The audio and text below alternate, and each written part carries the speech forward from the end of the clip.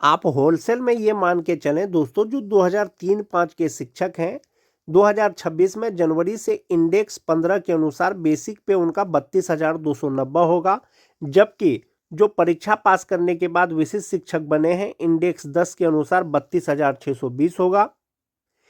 यदि सेवा निरंतरता मिल जाता है सभी शिक्षकों को तो जनवरी में इंडेक्स 15 के अनुसार उनका जो बेसिक पे हो जाएगा वो 37,810 रुपया हो जाएगा।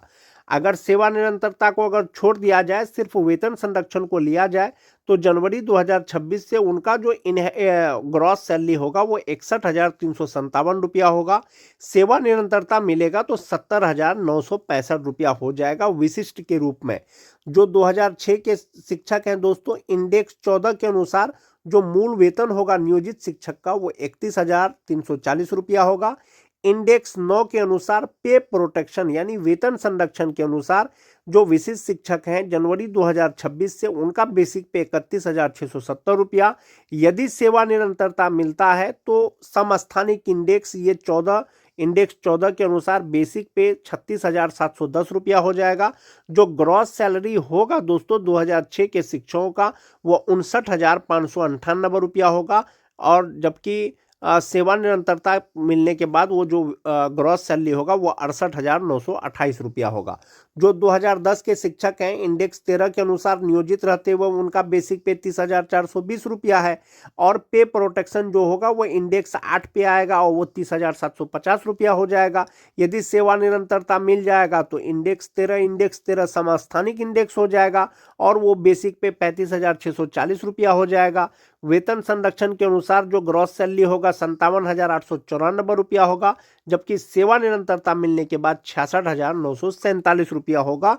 2003 का हो गया, 2006 का हो गया, 2010 का हो गया।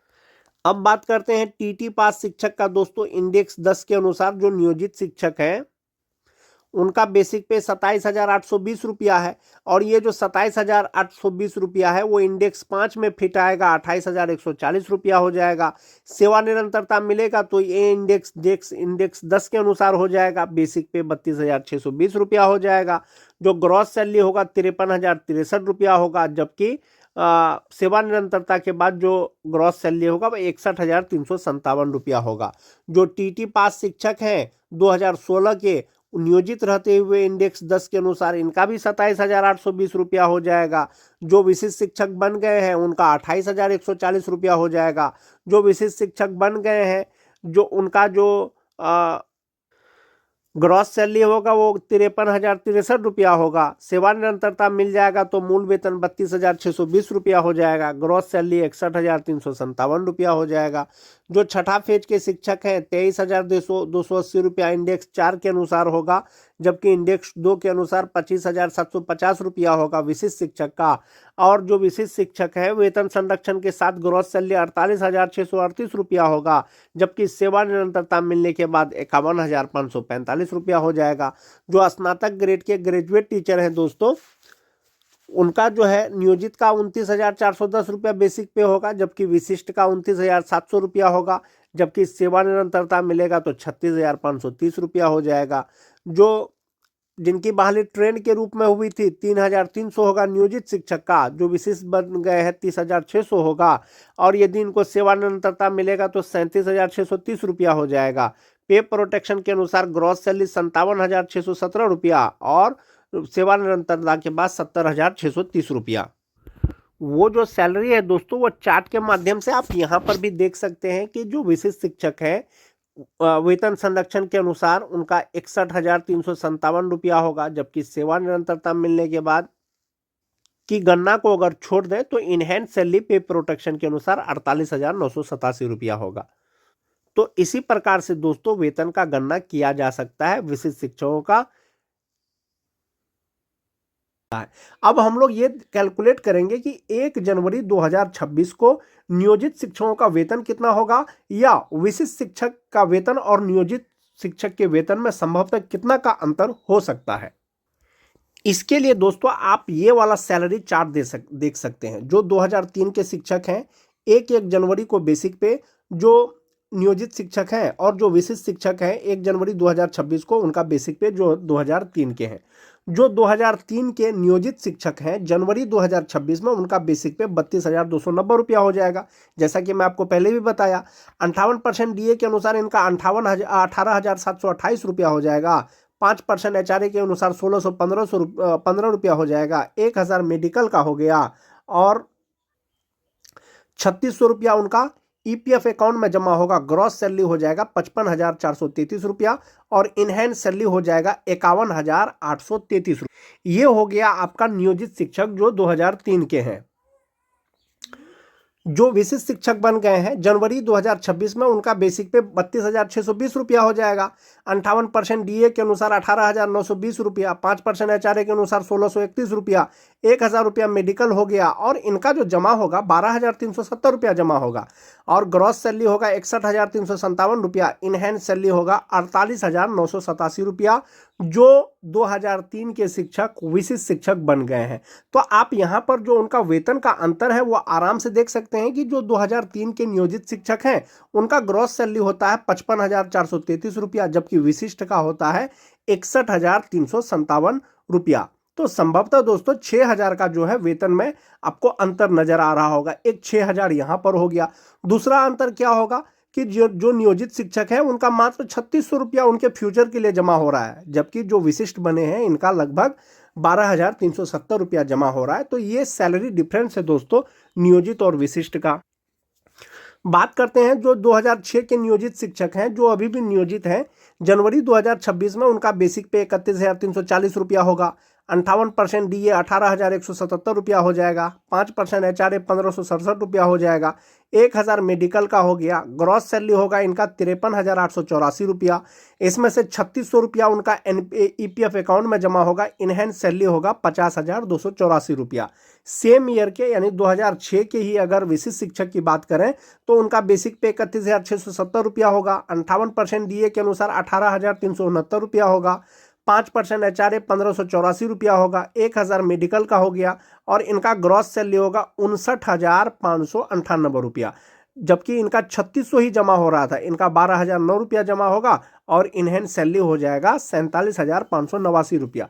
तो इनहैंड सैलरी में 2 से 3,000 या 4,000 या 5,000 का डिफरेंस नजर आएगा दोस्तों, जबकि एनपीएस में सीधा 3 टाइम्स उनका जमा होता है जो विशिष्ट शिक्षक है। और 2010 के अगर नियोजित शिक्षक की बात करें जनवरी 2026 में उनका बेसिक पे 30,420 रुपया हो जाएगा और इसमें जो है डीए एचआरए मेडिकल लगा करके ग्रॉस सैलरी इनका 52,385 रुपया होता है। 3,600 रुपया इनका ईपीएफ अकाउंट में जमा होता है। इनहैंड सैलरी इनका 48,785 रुपया होता है जो 2010 के नियोजित शिक्षक हैं। जो विशिष्ट शिक्षक बन गए हैं सेम ईयर के तो उनका बेसिक 35,750 रुपया हो जाएगा पे प्रोटेक्शन के अनुसार, एक इंक्रीमेंट के अनुसार। 58% DA, 5% HRA, 1,000 medical, gross salary हो जाएगा 57,894 रुपया। 11,660 रुपया इनका एनपीएस अकाउंट में जमा होगा। इनहैंड सैलरी बनेगा इनका 46,234 रुपया। किनका? जो 2010 के नियोजित शिक्षक हैं या जो विशिष्ट बन गए हैं। जो टीटी पास शिक्षक हैं जो अभी तक सक्षमता परीक्षा नहीं दिए हैं जनवरी 2026 में 27,820 रुपया उनका बेसिक पे होगा।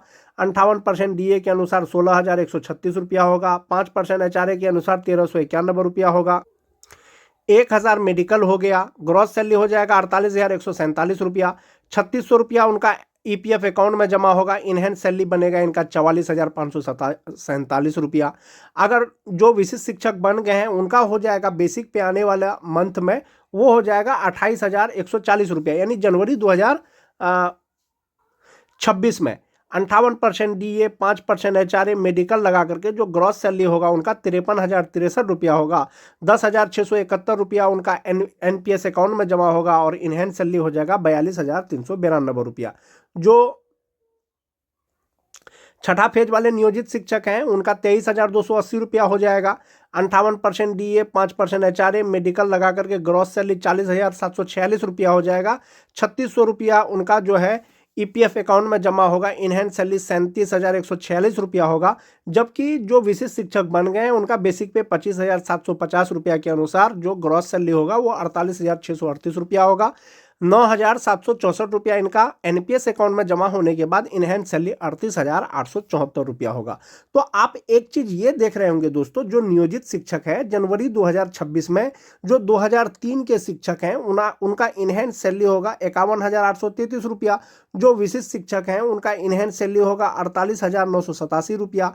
जो नियोजित शिक्षक हैं उनका ग्रॉस सैलरी होता है 55,433 रुपया और जो विशिष्ट शिक्षक हैं उनका होता है 61,357 रुपया। तो ये आपको सैलरी डिफरेंस दिख रहा होगा दोस्तों। जबकि ईपीएफ अकाउंट में नियोजित शिक्षक का 3600 रुपया जमा होता है, जबकि 2003 के जो विशिष्ट शिक्षक हैं उनका 12,370 रुपया होगा। तो ये जो सैलरी डिफरेंस है आपको सभी प्रकार के शिक्षक में देखने को मिलेगा। जो 2006 के जो नियोजित शिक्षक हैं उनका इनहैंस सैलरी होगा 50,284 रुपया। जो विशिष्ट शिक्षक हैं उनका होगा 47,589 रुपया। जो ग्रॉस सैलरी है नियोजित का 53,884 रुपया होता है, जबकि जो विशिष्ट बन गए हैं उनका 59,598 रुपया होगा।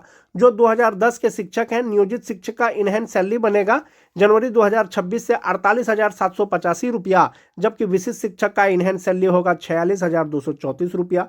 तो आपका यहाँ पर देख सकते हैं कि ग्रॉस सैलरी उनका 52,385 रुपया होता है, जबकि विशिष्ट का 57,894 रुपया होता है।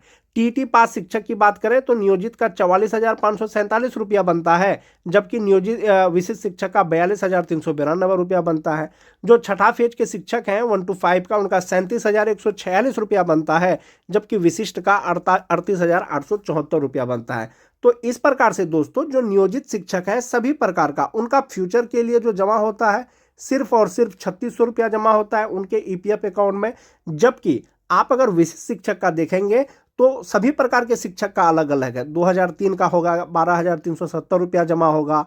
जो 2006 के हैं 12,009 रुपया जमा होगा। जो 2010 के हैं 11,660 रुपया जमा होगा। जो टीटी पास शिक्षक हैं 10,671 रुपया जमा होगा। और जो छठा फेज वाले हैं यानी 2022 वाले हैं 9,764 रुपया जमा होगा। तो इस प्रकार से दोस्तों नियोजित शिक्षक का वेतन जो है कहीं ना कहीं वो कुछ कम है विशिष्ट शिक्षक की तुलना में। विशिष्ट शिक्षक का एक तो उसका एनपीएस में ज़्यादा जमा हो रहा है और उनका ग्रॉस सैलरी भी ज़्यादा है। तो ये दोस्तों आज के वीडियो में मैंने आपको कैलकुलेट करके बताया कि नियोजित शिक्षक का वेतन जनवरी 2026 से कितना होगा, या विशिष्ट शिक्षक का वेतन और जो नियोजित शिक्षक का वेतन है उस पर क्या डिफरेंस हो सकता है या कितना का अंतर हो सकता है। आज के वीडियो में दोस्तों बस इतना ही। नियोजित शिक्षकों का वेतन में एक चीज़ और बताना चाहूँगा दोस्तों